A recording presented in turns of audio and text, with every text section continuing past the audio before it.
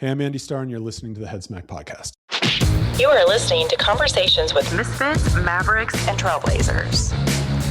Hey, welcome to the Head Smack Podcast. My name is Paul Pavoni, and I am excited to have another misfit with me. I have Andy Starr. Andy is co-founder and managing partner of Level C. He's a musician and recovering law student and top 1% TEDx talker, a co-founder of an LA-based public safety tech brand, and MBA professor at an EU university, and plays the role of C-suite sparring partner for select clients born in Philly and being bad in Austria. Andy, how you doing, man? I mean, that was actually pretty cool the way you said it. So I'm doing well, man. Thanks for having me. I'm excited for this conversation. Looking forward to seeing where we go. You're living in Austria. You're being bad in Austria, born in Philly, recovering law student. That's all amazing. And obviously a musician, because we have both drums and guitar. Which one of those do you actually play the most? I actually play the rocket ship behind me right here. Like every day, I play it way too much. Yeah, nice. I'm sure your neighbors appreciate that too. Man, that's God bless technology, because these things get more and more silent. It's an electronic kit, so nice. Yeah, like there's certain parts of the world where like I just wouldn't be able to get away with it. But God bless not just technology but Austrian engineering, because the walls in this building are super, super thick. So yeah, I have like no reason to leave, basically. Yeah. Well, they've probably been around for a long time, and so they're built pretty strong. They have. They'll survive the nuclear holocaust if it ever happens. So, well, I appreciate you doing this. What I like to start with as we get into our conversation is I like to hear a little bit about you, a little bit about your origin story, where you got started, how you recovered from being a law student, and what you're doing now. Yeah. So my origin story, since this conversation is going to be, focused on brand and branding and that whole fun space. My origin story, I've gotten it much shorter than it used to be. But it's never uninteresting, at least to me. And I think Marty would say the same thing. So I grew up in Philly, like you said. I studied literature as an undergrad college student. And then I went to music school in Boston. And then I worked in finance for the first half of my career. And then I took a really funky detour through law school. I'm not a lawyer, but yes, I am a recovering law student. And then somehow I got pulled into this whole branding, creative, weird space. And I've more or less been in that ever since. And the most recent thing I did was I started this little business teaching how to think in this space. Yeah. And I started it with a guy named Marty Neumeier. And I know you know who he is because you interviewed him, and a lot of folks probably listening know who he is. And I'm that one lucky bastard who had an idea, pitched the idea, and he was all about it. And here we are, and it's been life-changing. So, that was kind of my weird, funky trajectory. What we do next with what we're doing, we're still trying to figure it out. So how does somebody that is creative, is a musician, you study literature and all of those things, how do you pivot from being such a right side brainer to a left side law and all of that stuff? Like, how did that pivot happen? Well, I don't think it was a pivot. I think it was, like most things, training my brain, the other side of my brain that maybe I wasn't using so much. Marty and I have always talked from the very beginning of what we've been doing together. And he's certainly been talking about it longer than I have, or we have together. Like, we've always talked about the left brain, right thing. And it's important to recognize that, but at the same time, you can train yourself. Right. And as far as what Marty and I have been doing together, the way we've designed what we do and how we do it is designed to train left brain people to use more of their right brain, and right brain people to use more of their left brain. It's not something we really say out loud anymore. It's just, for us, I think it's more of an inherent thing, and we just do it. We don't talk about it. We just do it. So yeah, I don't, it wasn't a pivot. It was just an interesting learning experience, training myself to think in a different way. So with, after you started pursuing branding, how did that step happen? How did you go from what you were studying to getting into branding? Yeah, that's probably the funkiest part. So the very short version is, when I was in law school and I was, up to my face in case books and briefs and all of that stuff, it wasn't doing it for me. Yeah. And I was in a relationship with a girl at the time, and she was a graphic designer. She came from like marketing and branding and all that stuff. And funny enough, her father was actually not a competitor of Marty's, but like a contemporary. Like they knew each other, played in the same space. And so she knew who Marty was, and she had a copy of Marty's first book, The Brand Gap. And, I was more interested in the work that she was doing, and I would rather talk to her about what I was doing, about what she was doing, than about law school. Right. Yeah. And at some point, I made the decision to move on from law school. It wasn't cutting it for me. It wasn't interesting. And one night she put a copy of this little white and black book in my hand, and it was interesting. And I started reading it, and next thing I knew, I'd been up all night. I'd read the whole thing overnight. And, I've told this story before. Like, I just started thinking about things and seeing things differently. Yeah. And that was interesting to me. Yeah. And dare I say it was a head smack, right? I mean, it wasn't just it was like a brain smack. It really was. And it wasn't just my head and my brain. It was my gut. Yeah. I was reading someone, I actually just wrote about this.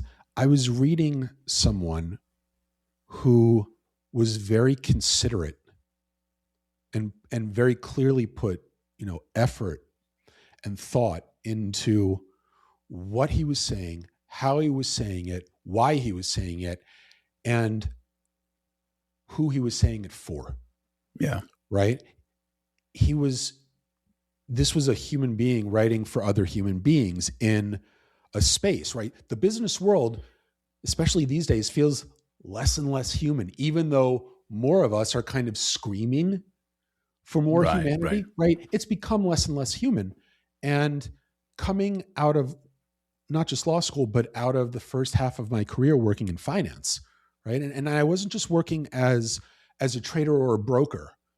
I wasn't facilitating capital. I was distributing capital. I was deploying it, right? And I was managing it. And I was seeing and dealing with how people really behave, and as human beings, and then as business people, and then as business leaders. And I had seen some really bad shit, like really, really ugly stuff. And all of a sudden I'm reading this book written by someone who was on the other side of that. And his voice and his thinking, his ideas represented the other side. And that was interesting to me. It felt good to think about it for myself, right? And next thing I knew, I was just kind of trying to carve out a little spot in this space. Much later, I was older than a lot of folks are when they get into this space. But I had a unique background. I had all of these different experiences, and I had already been training my brain. Like I said earlier, I had been training it to think in all of these different ways. And I wasn't overly reliant or dependent on one side versus the other. I knew how to use both. I knew how to dial one up when I needed to. And that gave me an advantage. And so next thing I knew, I was, freelancing, consulting, joining a team, and, kind of doing the agency lily pad to lily pad thing for a little bit. That got boring. And yeah, so that's kind of how that happened. But it's, you know, um, I was lucky that someone recognized something enough in me, and she put a copy of the Brand Gap in my hand. Yeah, well, and what's interesting is that it kind of brought together those two sides of your experiences, right? The creative side and the logical side, and it was putting logic to branding and creativity for a lot of designers. That alone is something they don't think about. You know, they're very much about make it pretty, make it nice, make it good. You know, if I like it, it's successful. And you know, they miss kind of the whole, you know, does it serve a purpose? Does it do what it needs to do, and all of that stuff, right? It has a role for sure. That's not what allowed me to be successful. I'm not a designer. I've said this before, like I can barely draw a stick figure without hurting myself. But I didn't need to do more than that, right? Yeah. I could think, I could relate to a client, regardless of what category they may have been in. I could ask smart questions, and I'm sure we'll be talking about the value of asking questions, but Right. asking questions isn't as valuable as being able to at least point your team and your client in the direction of an answer or a solution or an idea, right? A move, something. At the very least, do that. That's more important than asking a question. And I could do that fast. I could do it compellingly, convincingly. And I just leaned into that. But I had no experience in campaigns. I had no experience. I barely understood, even when I was starting, I barely understood enough what Marty's definition of a brand was or what branding really meant. But I did understand plenty to talk to a client in a way that the agency folks I was working with could not or would not, right? Yeah. And it's always been the same thing. That's just going to be more valuable, what I was able to do, than just what the agency had been able to do up until that point. Then, as I learned more and practiced using what I already knew, how I already knew how to think, and I started developing this new sense of being creative, right? Or being provocative. No one can teach you how to be provocative. Being provocative is inherent to who you are, right? So I already brought that to the table. I just needed to learn and figure out for myself how to tap it, how to use it, when to use it, right? How to defend it, how to evolve it, right? And not be so static in what I brought to the table. But it got fun and I was good at it. I've always been good at it. So, you know, by the time I actually met Marty and he and I started having this conversation, it was just so effortless. Like I never felt like Marty and I were, you know, Mr. Neumeier and Mr. Starr up until a point where we became Marty and Andy. Like we spoke the same language. We had different experiences, but like we could relate to them in the same way. We could relate to each other in the same way. And it's like the most fun I've ever had in my career. So yeah. Do you still face those challenges in talking to agencies? Are they still getting it wrong?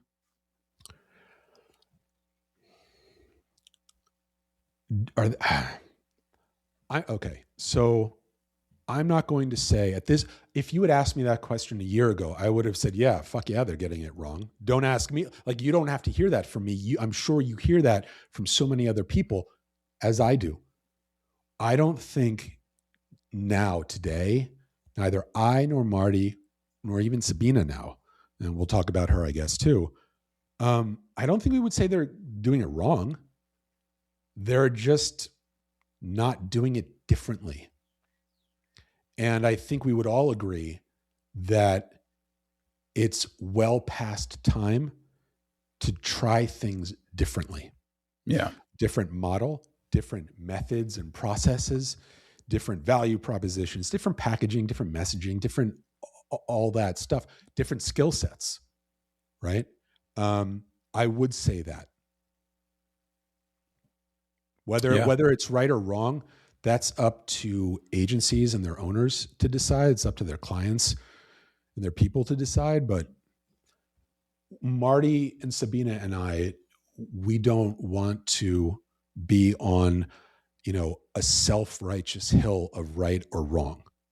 Right? Okay. We can make pretty strong arguments for things, right? We have our opinions, we have positions, but like, we're not going to be self-righteous. That's part of the problem in the space, not just with agencies, right? Because that is a problem. I think that agencies and their leaders who take those self-righteous positions, holier than thou, black and white, right and wrong, my way is the only way, our process is the only process. I won't say it's wrong. It just doesn't mean anything anymore. And to agencies that are still in that mindset, still kind of approaching things that way, I'll be the one to say, good luck with that. Let me know how that works out in the next 12 or 18 months, because it's not. Yeah. So yeah, that's what I would say about agencies. So those that do want to listen to you, what do you start telling them? What do you start breaking down? What do you start being provocative about? In terms of what? In branding, brand strategy, in serving their clients best. Oh shit. So you just want to get right to the spice. Okay. Let's do it. So I'm trying to think of how I would start this.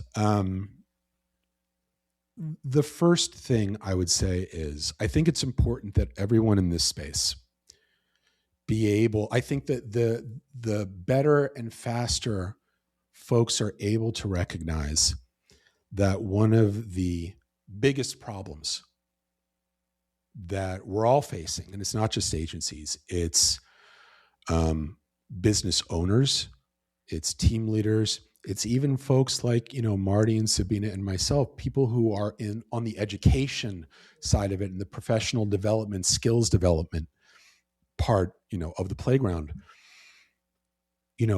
Recognizing what I just said a minute ago about how all of this stuff, even now, is so static.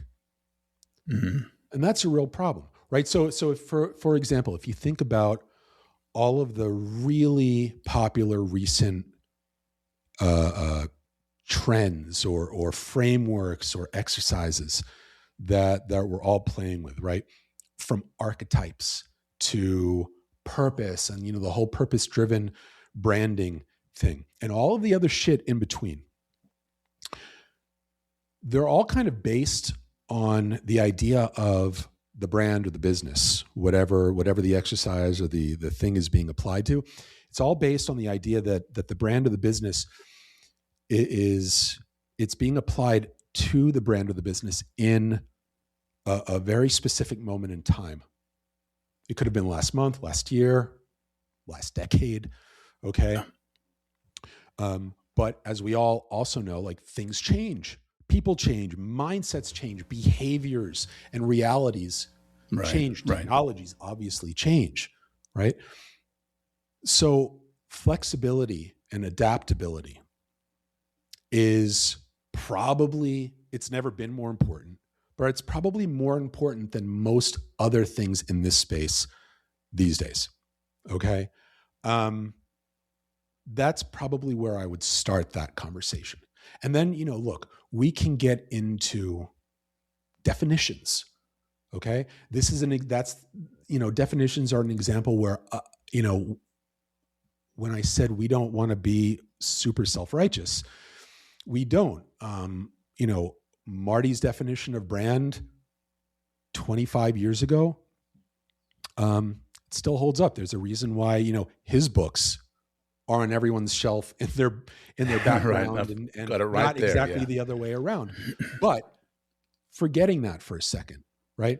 There's so much definition stacking at this point.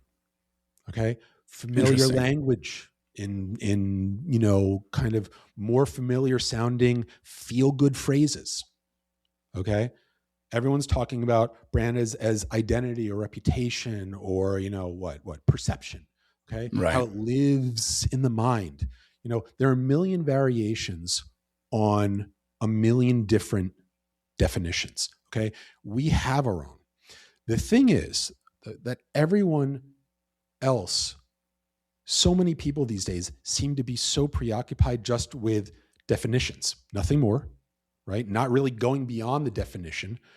And most of those definitions, they're not really novel or original, right? So everything is kind of still stuck in the past on that one original definition, right? Right. And that's okay. Everyone else is just defining it. We talk about how to actually use it. Yeah. Okay. And there is value in more practitioners, at least, roughly speaking the same language, working off of the same definitions or kind of foundational understandings. There's value to that. The more that gets pulled apart for the wrong reasons, right? Just so that someone can claim, well, I took this thing that someone else said and I'm going to white label it, repackage it, regurgitate it, and make it my own. If they get it wrong, if they don't understand the there of it, and I'll give you an example, that hurts everyone. It hurts other experts. It hurts other practitioners, because when it's used with real clients and clients have a bad experience with someone who doesn't get it, they may be really good at packaging themselves or selling themselves through to get a gig. But if that's the best that they can do, they ruin the opportunity for a better practitioner, another practitioner, to work with that business in the future. So that's a real problem. And, you said you had an example. Right. I just remembered I said that. I'm trying to remember exactly in what context. An example of, I'll come back to it. If it comes back to me, I know I'll hit it. Oh, I remember what it was. So we were talking about definitions for a minute. Everyone loves to work from Marty's definition of brand. Marty's definition of brand, it's a person's gut feeling about a company, service, or product, right? Everyone loves to regurgitate that. And a lot of people, I was like this in the beginning, a lot of people think that the power is in the definition. It is not. Interesting. The power of that definition, as an example, is in why it's a person's gut feeling, why Marty framed it that way. And that is what I would dare say, not 100%, but like 99% of people I hear and see use the definition the way they do. They never talk about that. They don't get it, right? They just kind of keep it surface level and hope that it does all the work. That isn't good enough. And it really doesn't do anyone any favors, because if all you say is, brand is a person's gut feeling, what is people supposed to do with that? What is the client supposed to do with that? I learned that lesson the hard way, right at the very beginning. And then when I learned, and I figured it out for myself before I met Marty, when I figured out the why of it, that's when things changed, right?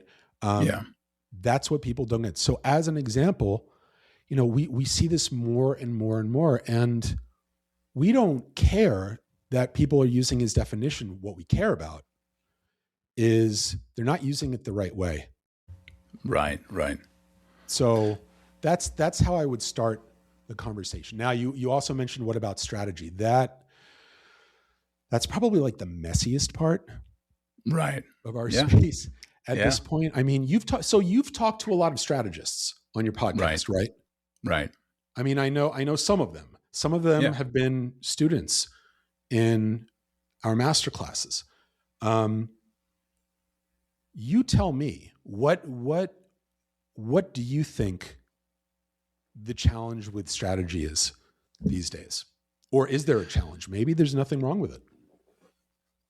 I hadn't thought about it as what is the challenge with strategy. I think the challenge with strategy sometimes is people don't fully understand the why of strategy. Why do I need to start with strategy? If I make it pretty, if I make it nice, if I if I, attach to a trend, if I whatever, that, more work will get me more work. And they don't think that sometimes starting from strategy, you're actually saving time and effort and marketing dollars by starting in the right place. And so I think for a lot of people, in their urgency to get to market, to launch a product, to launch a brand, they think that it's just about the visuals. They think it's just about putting stuff out there and trying to be first, trying to be prettiest, trying to be whatever, and they don't think that there's value in actually stepping back and doing some strategy that lets them launch in a more solid and a more sustainable way. And so I think that's kind of the challenge that happens sometimes is a lot of people, and I think that some of them are starting to change that because they're realizing that they're putting in a lot of effort, getting nowhere, and then they have to step back and say, okay, what did we do wrong? So I feel that. I especially feel it because I've heard similar things. We've heard similar things over the last several years. But I don't really agree. I don't, and I'm pretty confident saying that Marty wouldn't agree with that. I know Sabina doesn't agree with that. We don't agree because,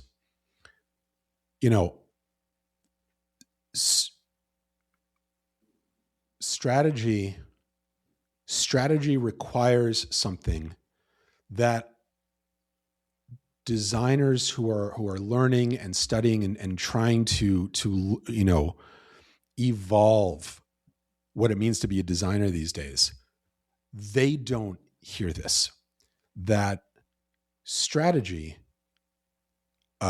without that creative, disruptive, I'll use the word because we use it all the time, without that other side of your brain or your ability to think, then it's not strategy. It's actually a wasted exercise.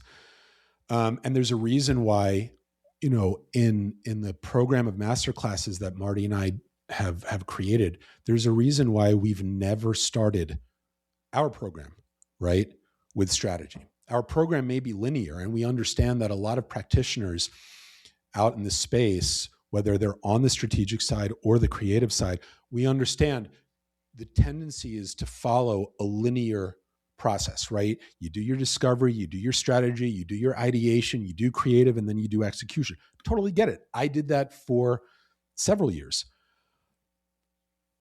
We would argue that, and we can show, like, first, there are other ways to do it. We can make an argument for how some of those other ways are better. And one of the ways we tend towards, and one of the ways that we teach, is not linear, where strategy doesn't happen first or second or in a specific order. It happens at the same time as everything else, right? So it gets super, super messy. That's a separate conversation. But, I said that we've never started teaching folks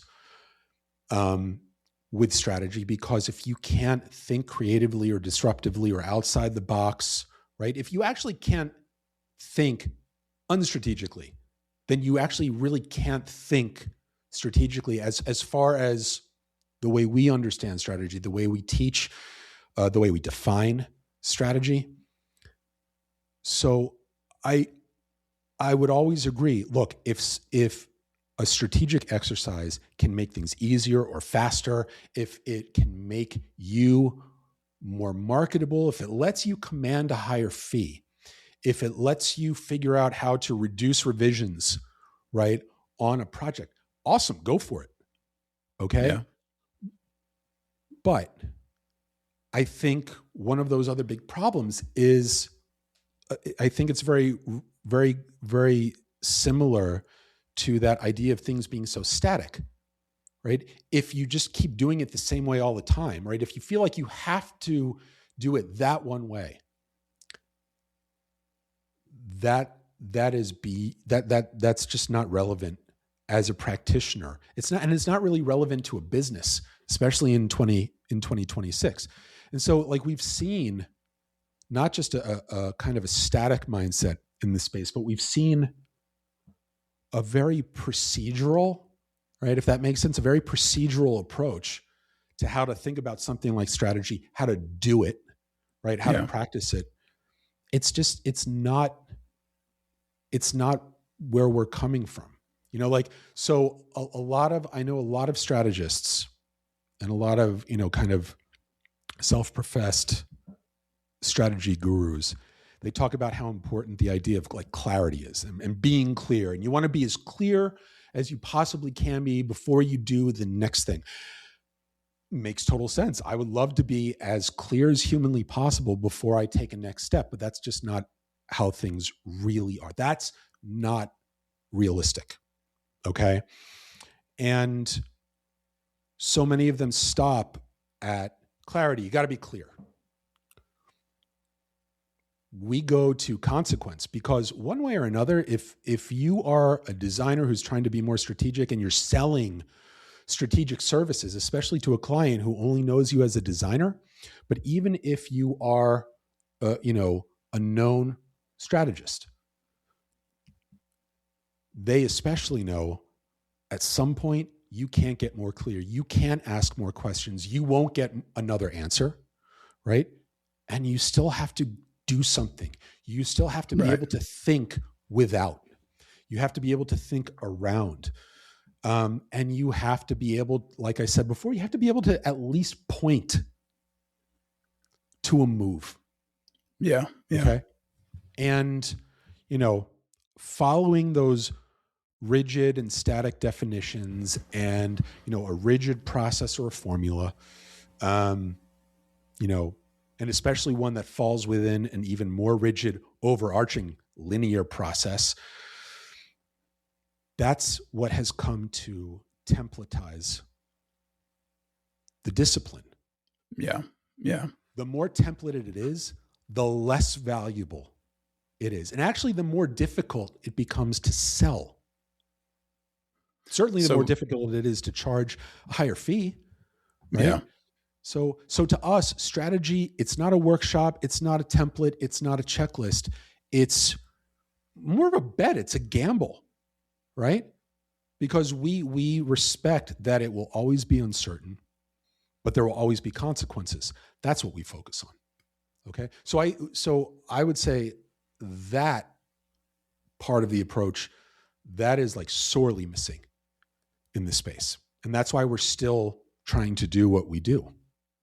So talk about that a little more, if you're not starting from strategy, talk about, what you think would be the better way to approach a client that is needing to launch a brand or to maybe even relaunch a brand they launched wrong. What would you start talking about? We wouldn't talk that much. We would just start getting shit done. Like Marty, and I've done this with Marty before. Marty and I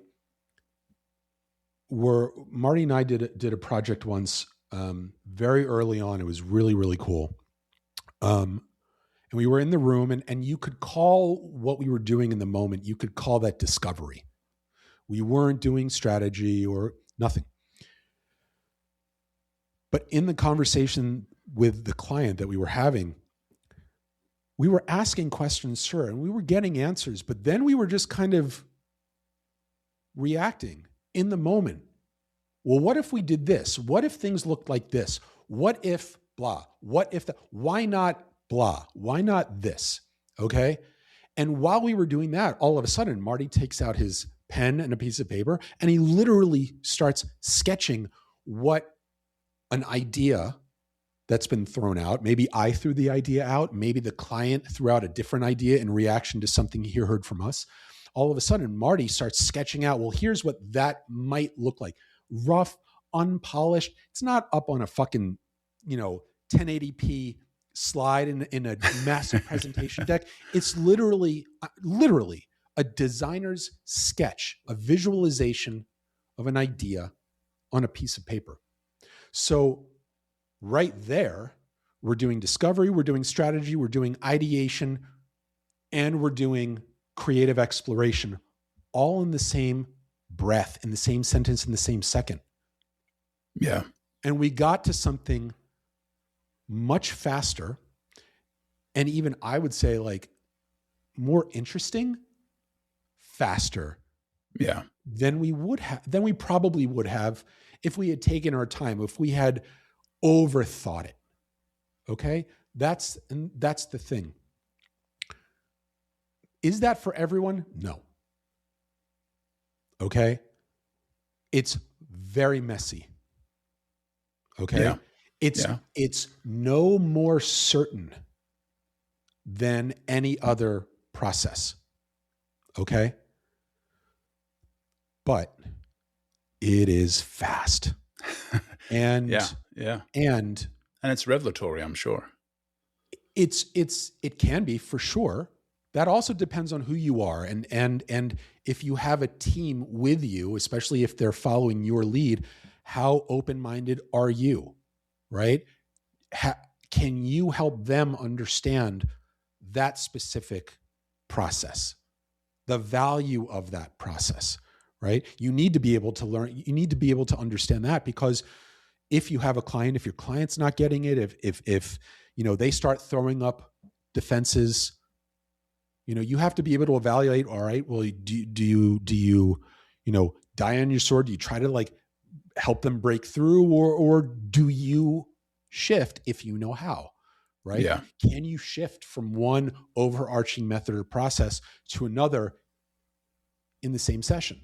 But all that, and if you're doing it with them, not for them, right? And that's nothing new. I'm sure you've heard that before. Right. But doing it with them, there is a difference between doing it with them and doing it for them. Now, we've heard this from a lot of practitioners.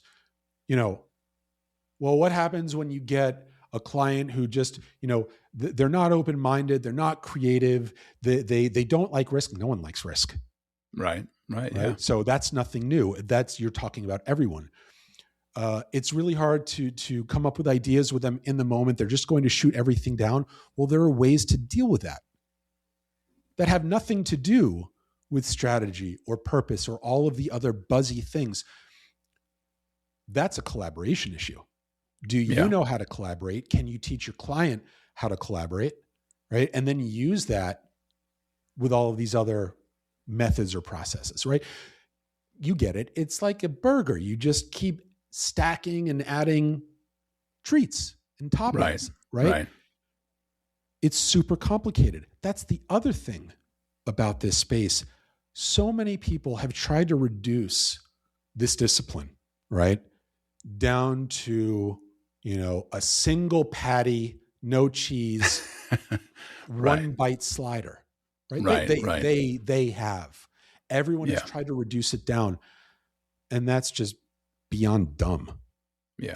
I think it's because it's for them, it's easier to sell. It's easier to talk to a client that is ignorant of the process. Totally get it. Get it. Yeah. But it's not true. And it's not valuable. It's not realistic. Yeah. That's the thing. So if you think about what any of us are really promising or selling, doing this kind of work, we're selling not even just an outcome. We sell a reality. We sell a reality. That's what a client pays for. And so if your project or collaboration with that client starts from a foundation that isn't grounded in reality, I don't know. There are different labels for that, but that's not where we come from. It's not what we teach. It's not what we support. So, this is a really complicated business art. And that's how we think of it. Like it's an art form, right? And it demands practice and time and all that shit. But like no one person Marty can't do this on his own. And I'll be the first to tell you, like, there's so many things he can't do, or he doesn't want to do, or he can do, and he's just not very good at. Yeah. So it's been one of the most frustrating things for us over the last several years. Like, the space has become so saturated with all of this noise that implies that any one person can do all of this if they simply take my course, my workshop, download my template. It's all bullshit. It's all bullshit. And so last year, at some point last year, Marty and I gave a talk, and we really called this out. We were kind of brutal about it. And maybe it had an effect. We've noticed some folks who never talked about collaboration before. Now all of a sudden they're talking about collaboration. They're talking about doing this stuff together. They're even like trademarking together, which is weird. But even that, like, we won't complain about it as long as people buy into the reality that, like, you have to be able to do this with other people. When you can, then in an even better case scenario, the people you're collaborating with, they bring their own unique, interesting, because the work shouldn't just be interesting. The methods, the processes that you follow, that you use, should also be interesting. The more interesting they are, the more interesting the people involved are, the more interesting the work is going to be. Right. Every day of the week, twice on Sunday. So that, yeah, as you can see, like, for us, we get really hyped up on this. It's a lot to talk about. It's a lot and it's worth arguing for. Like, it's worth fighting for. Well, and there's a lot that you've said that questions just kept popping up in my head of things threads to pull on. But I want to circle back to, you would ask me about strategy, and, I shared what people have said. Then you kind of pushed back and you said, well, that's incorrect. It's about collaboration. But in my mind, collaboration is a type of strategy. So when I said strategy, what in your mind, how did you segment that into saying that was incorrect to use that term? And then you talked about a strategy, which is collaboration. How do you define, or how do you separate those? I don't separate them. What I said was one of the problems or issues that we found in that kind of subspace, right? Focused on strategy, is the idea that just doesn't seem to die. The idea that you can do this work 100% on your own. Right. Like, it's a very, like, it's a very surface level way of thinking about the strategy discipline. Yeah. Okay. I said, I agree with you. I get it. For a lot of people, the people who consume it and the people who sell it, it's a sexy proposition, right? Makes things easier, makes things faster, makes things more valuable. I get it. For us, so let's take a step back, because that's kind of how you frame that question. First of all, like, what do we mean by strategy? Yeah. Right? Well, for us, strategy is very, very simple. It's all about advantage, right? Designing or creating an advantage. And we talk about in our strategy class, we talk about why that word, like, why do we define it that way? It's not really an original definition. It's a historical definition. Okay. We've just packaged and framed it as simply as we possibly can, because it gets unnecessarily complicated more often than not. Right. So we talk about, it's all about creating advantage. And that means it's all about creating the future. That's what design is. Yeah. Okay.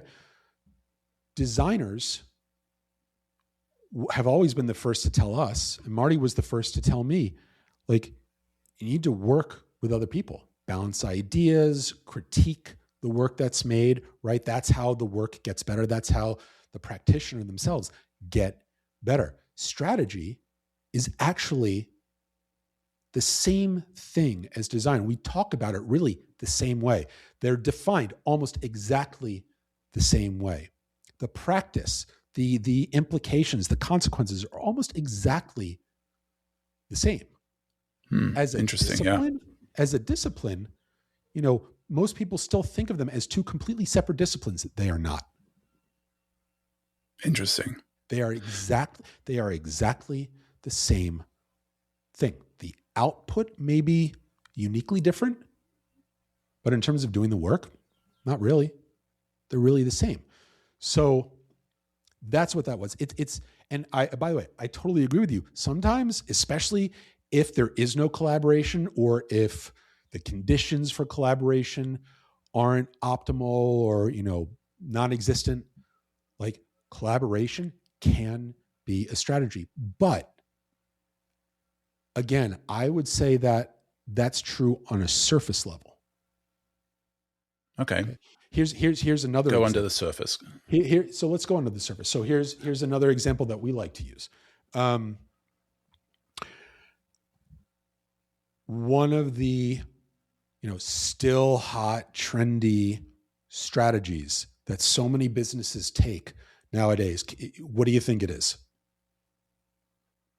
I have no idea. Sustainability. Yeah. It may be in their minds a strategy, but we can pick apart in 2 seconds why it's not, why it shouldn't be. It can be an initiative. It can be an effort. It can be a goal, a mission. Sure. But a strategy is a slightly different thing. It's actually not a slightly different thing. It's a very different thing. And we can pick apart very quickly why. We've done it. We've done it with clients over the years, right? And for the same reason that sustainability isn't a worthy strategy, neither really is collaboration. They're both kind of like, they should be baseline, like built-in standard. They should come standard with the car, just like a steering wheel should come standard with a car. Right. It's the same with collaboration. It's the same with sustainability. Same thing. So, that's how we think of things like that. So you'd also talked about clarity and how, clarity, everybody wants to talk clarity. Talk a little bit about that. Why do you push back on that? It's not that I push back on clarity. It's that we push beyond clarity. Most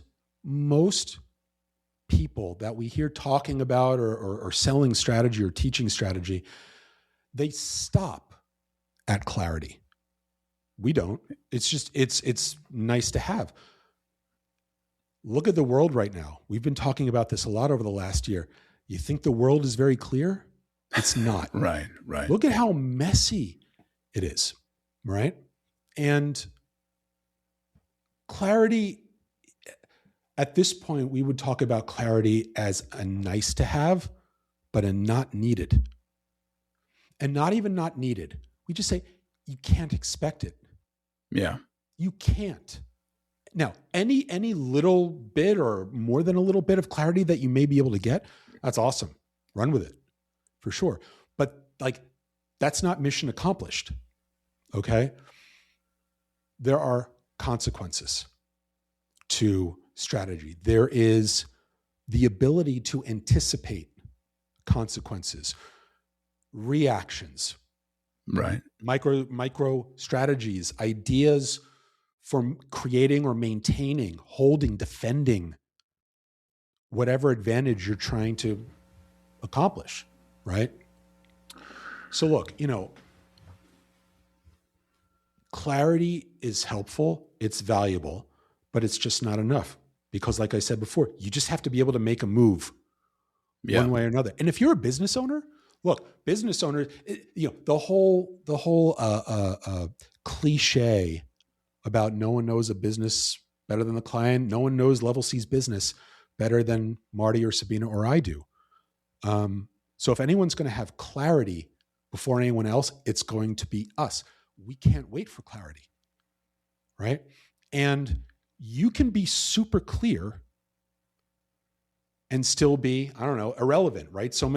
Everyone's talking, everyone in brand is always talking about relevance and value and meaning and then trust, right? You can have clarity and still be irrelevant. You can have clarity. You can be super clear and still be not just irrelevant, but like unremarkable. Interesting. You can be clear and mediocre.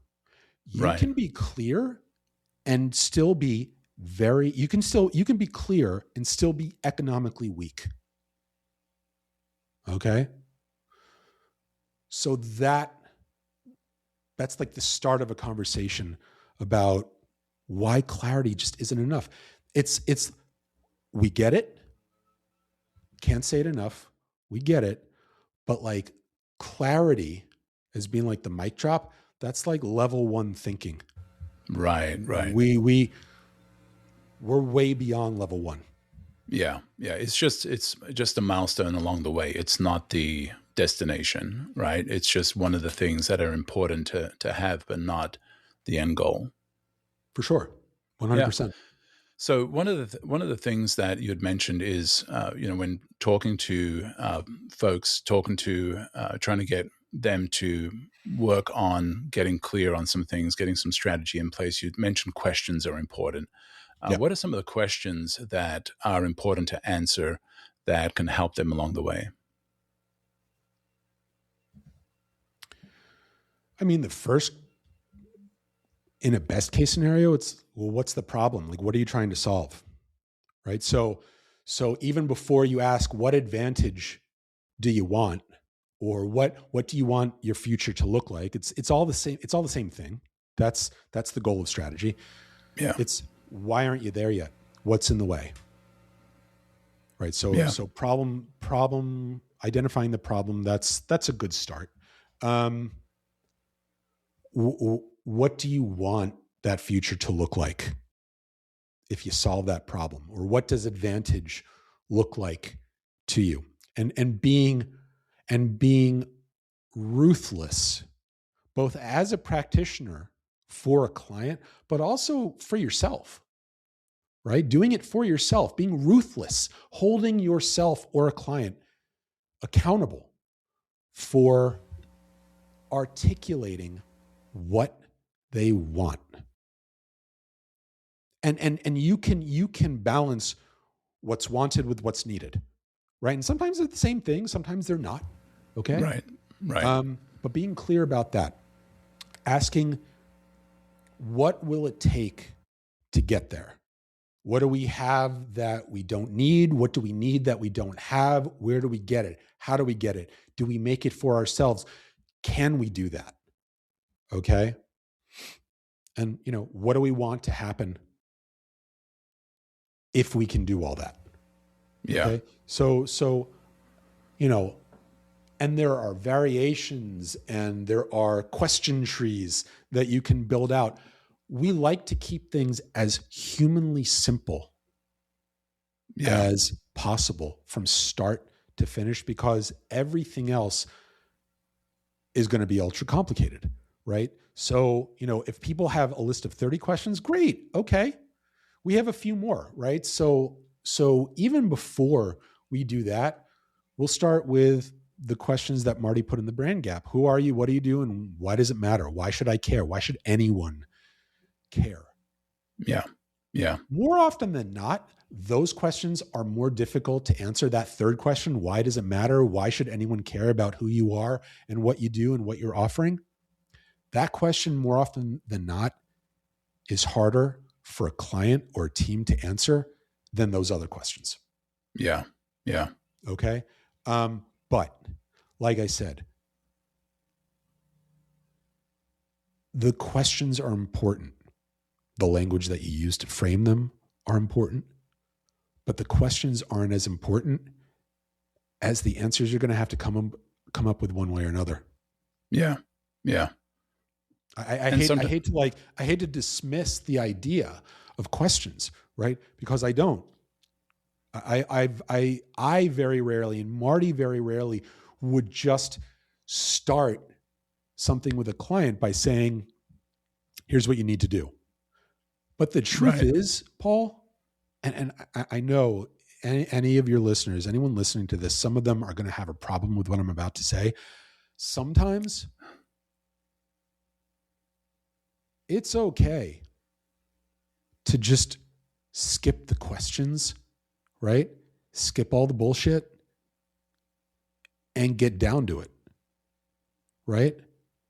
If you have the expertise, if you have the taste, the aesthetic judgment, the intellectual judgment to make that call, if you can see what's up, if you can evaluate and you can form a judgment, and that judgment allows you to get to, here's an idea to deal with that, fucking say it. Yeah. Yeah. Why, don't waste time. Don't waste your client's money. Although the irony is, if you can do that, if you can develop a skill for doing that, that should be, we would argue. And I know others, like, we did something with Chris Do early on in Level C's, life cycle. And we know he's always talked about how to price and how to argue, for a fee. I think even he would get down with the ideas. If you could do what I just described and talked about being able to do, that's worth even more than the standard kind of approach, project, retainer, fee, whatever. It's worth more. So why not? Yeah. But you have to be able to defend it. That's the thing. You have to be able to explain the why and the how. Yeah. If you can, do it. Go with it. If it's logical, if it's rational, if it stands on its own, especially if it doesn't need your defense, why not? But this is another thing that we see.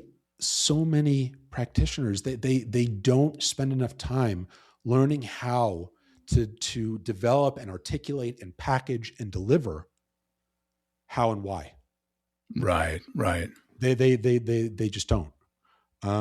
That's the whole critical thinking and analysis thing that, the World Economic Forum made a big splash about that for folks last year, right? They said that's going to be the top skill to develop in the years to come. It was never not the top skill. Yeah. So now we're getting messy. Now we're going in all sorts of directions. So you need to keep me honest.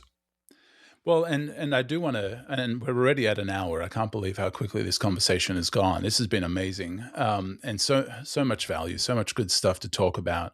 And branding and brand strategy, and it's been a conversation. Everybody became a brand strategist for a while there. It seemed that everybody that used to be a marketer, used to be just a designer, used to do whatever, suddenly they're a brand strategist.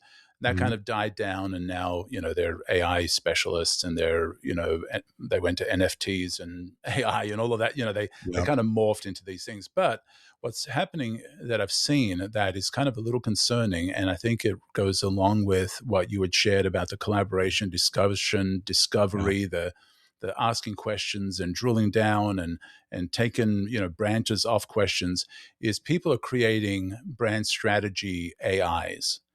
And so how do you talk about that in your community? How do you talk about that with those that you serve when they say, man, what should I do now? Because, AI can build a brand strategy.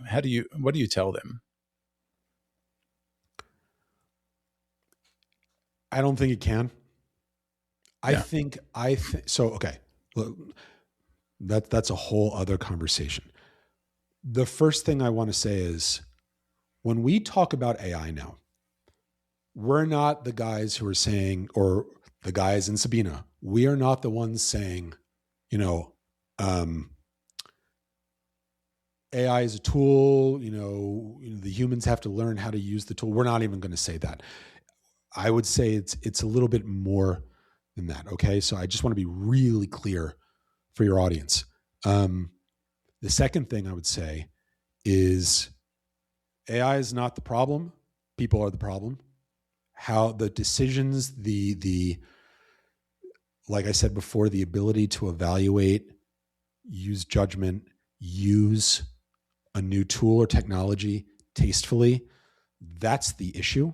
The people using it are the issue. For the ones when they say or they ask, should I use it? How do I use it? We don't teach anyone how to use AI, even for brand or strategy or brand strategy or any of this work. AI, we talk about, just to make sure everyone's clear, it's an average, right? I think everyone gets that at this point. At its it's an average. At its absolute best, I think it can be a great thinking tool, right? Like, so when people ask how we use it, Marty doesn't really use it like at all. I use it to help myself organize my thoughts, right? Raging ADHD. I need extra help just organizing all of my ideas, but I don't ask it for ideas. Yeah. Okay. I'll use it to spar with at the very most, but I'd rather spar with people. Okay. Yeah. Yeah. Same thing with strategy. So the way I use it is what I would use any other tool for in the strategy process. If you want to use a tool that's built to averages if you want to use a tool that's built for averages to try and create advantage, I don't know. Average and advantage don't really go together. Okay. Right. And if you really believe that, and you put all of your faith in something like that, I'm pretty sure, like, I would bet everything I have that you're going to be disappointed. You're going to have a crisis of conscience or faith sooner, probably, rather than later. And look, when you look at everything that's happening around us, that's why, it's so important for practitioners in the space to pay attention, to be aware, and to understand what's happening, not just within the space, right? Yeah. But when you do that, when you pay attention, there is a much louder and a much more urgent cry and want for the things that AI will never be able to give us. Yeah. Even for free. Okay. So we've been called crazy in the last year for not talking about AI or not offering a new masterclass that's AI focused. We've been called crazy. We've been called naive and out of touch. Okay. Except we're not. Yeah. And we know we're not. And we're going to be the ones doubling down on the thing at some point, one way or another. It's going to be the thing again. Right. Right. And it's funny, just to kind of bring this in for landing, right? This idea of brand, being different, standing out, right? Surprising people, provoking people, all kind of, they all share the same DNA, right? All that stuff will always matter, right? Being able to make people feel surprised, give them that gut feeling, like I'm seeing something new, I'm feeling something new, I'm hearing something new, I'm tasting something new, I'm experiencing something new, right? Surprise doesn't come, it's not a function of intelligence. Yeah. Right? Yeah.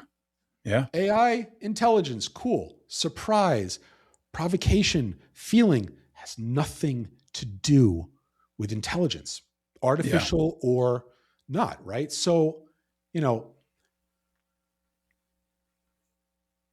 you're more likely to be surprised or to cause people, to help people feel surprised, to do the kind of work that surprises people, that is remembered because of how surprising and different and funky it Right, was, right. you're Yeah, more likely to do that when the way you do it is not linear. It's not safe. It's not predictable. It's yeah, not comfortable, right? yeah, yeah.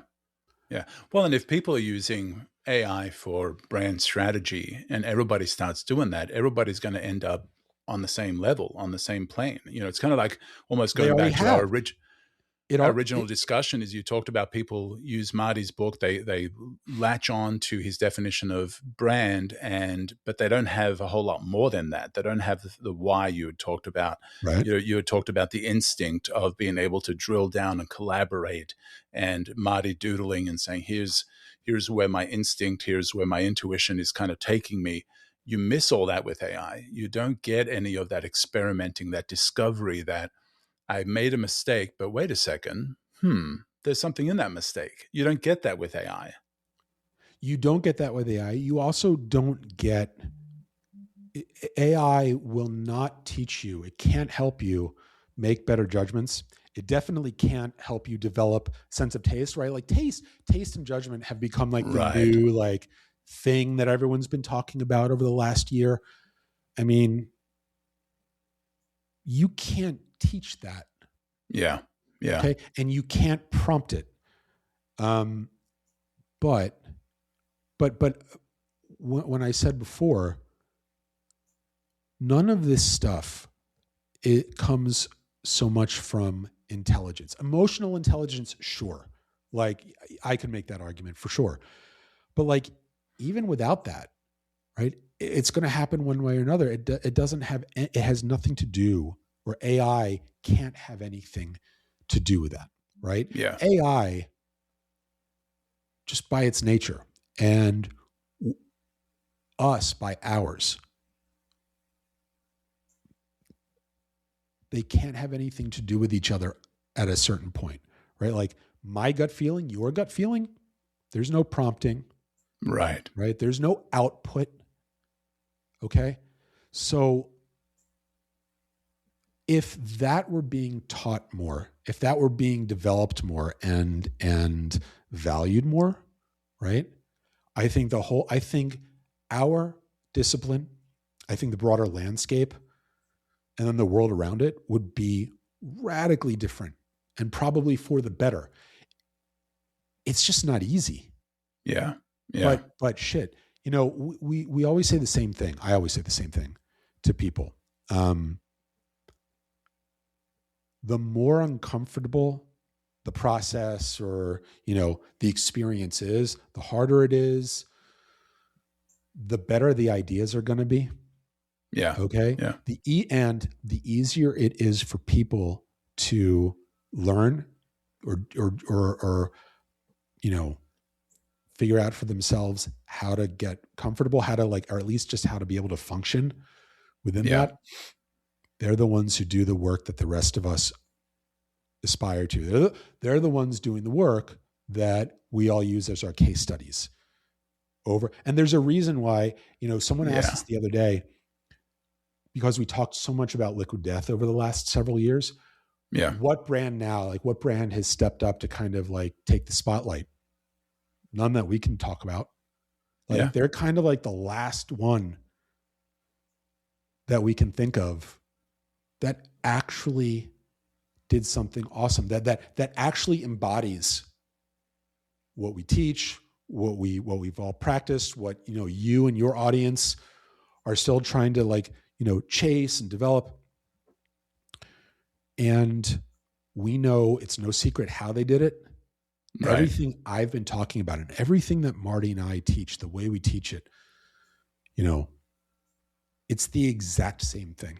Yeah. Yeah. It's not a secret. It's not like voodoo or witchcraft, right? But there's no AI platform that will give that to you. Yeah. There just isn't. And if there is, we are all screwed. Right, right. And I think that, yeah, like we had talked about, I think there's definitely a place in the future, even with AI, because AI is going to, like you said, it's going to average, it's going to mimic, it's going to pretend, it's going to be that I have the definition of branding, therefore I say these things, but it doesn't really understand it really well. And I think there's still going to be a place for people that have that intuition, that instinct, that gut feeling, that roadmap of questions to ask to go a lot deeper than an AI would ever think of. You That's need it. based on experience. You need it even if you use AI. Like I said, Yeah. like the problem, the issue is not the technology. The issue is the person using it, the decisions that they make. How do they know how to think and evaluate and form judgments and have taste to make decisions? Yeah. With or without the tool.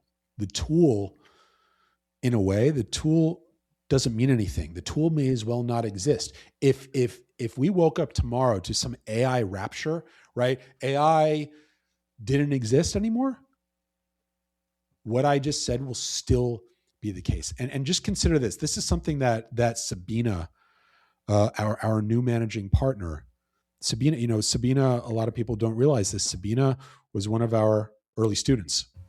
Oh, wow. And she's killer. Yeah. And she naturally like vibes with all of this, right? So we invited her to be our third managing partner. But Sabina said this recently. She was asked kind of the same question you asked me. And she said, right now, as we've talked about, it comes down to the people using it, right? Really executives, business owners, founders, leaders making decisions one way or another, good or bad, smart or stupid, about this particular thing. But she asked a room full of executives, like, what would happen? What would they do? What would they think if all of a sudden what if CEOs and CMOs and CBOs could be replaced by AI tomorrow? Yeah. Wow. How would the discussion, how would the mindset change? Right? And it's fucking true.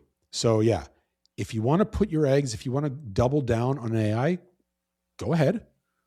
We're not. Yeah. Yeah.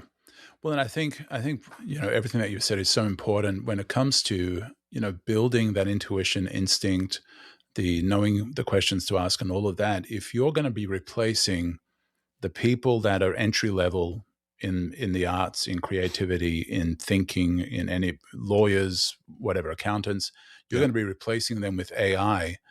Then who's going to be developing that instinct, that intuition, that experience, that knowing of things if you have replaced the people that would work their way up to developing those skills, right?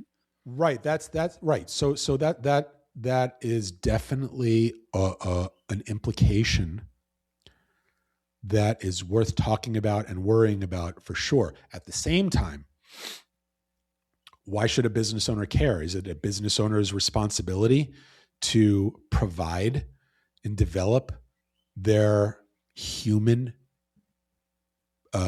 team's abilities to evaluate and form judgments and learn?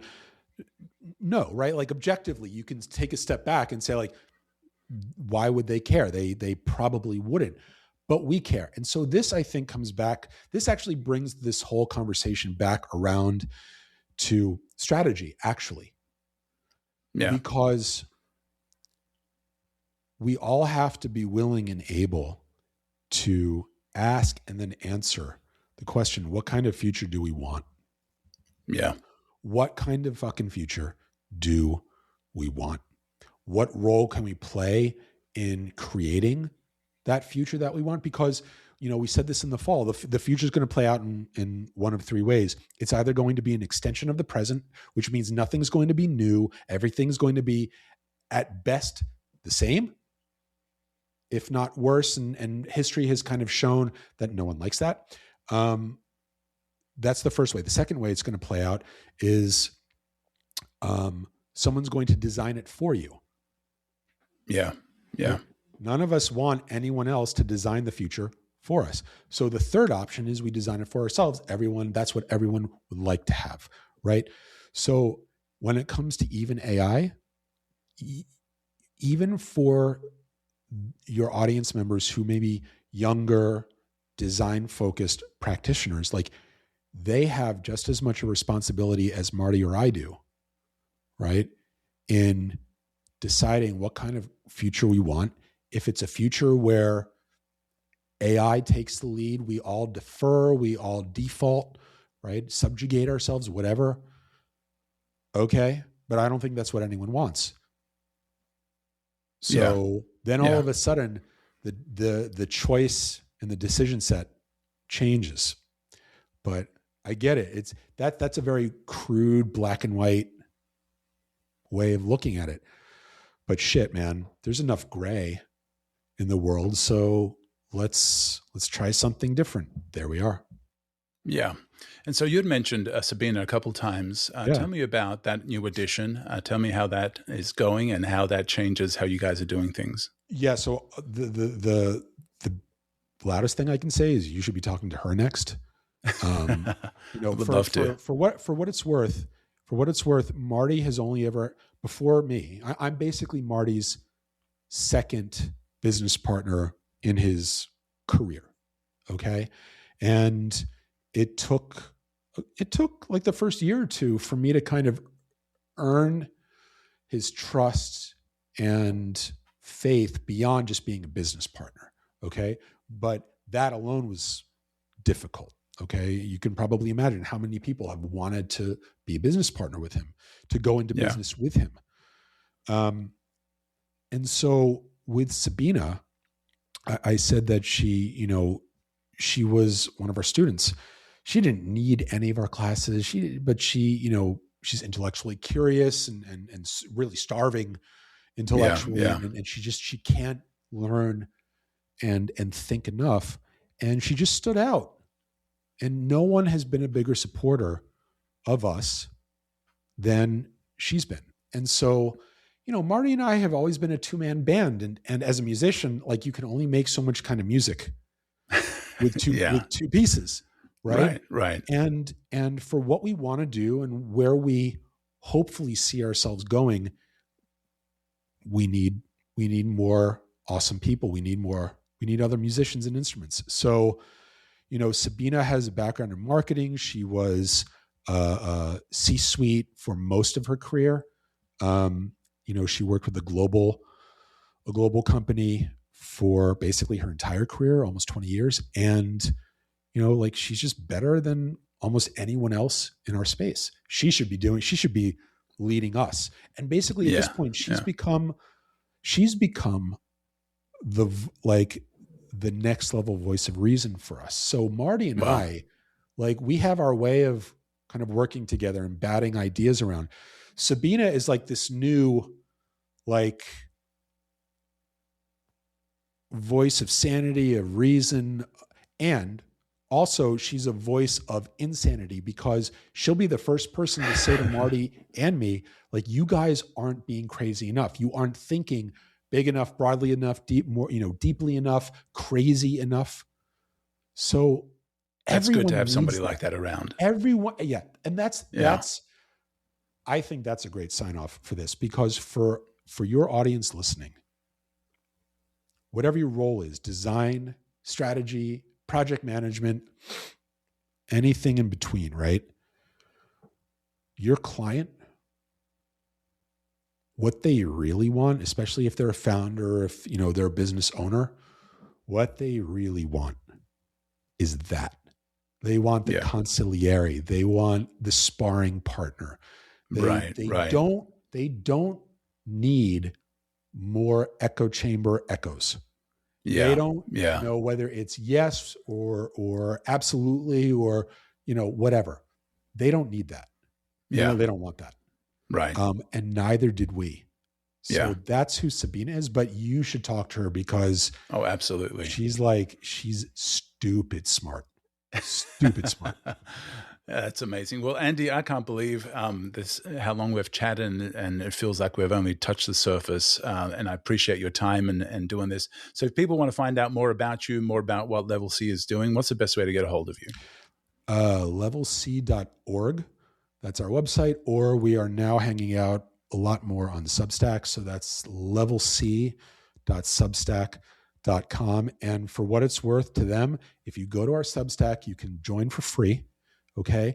And for now, for the time being, because of how things are in the world and in our space and with this discipline, we're hosting like basically bi-weekly, like every other week, and we're trying to do more.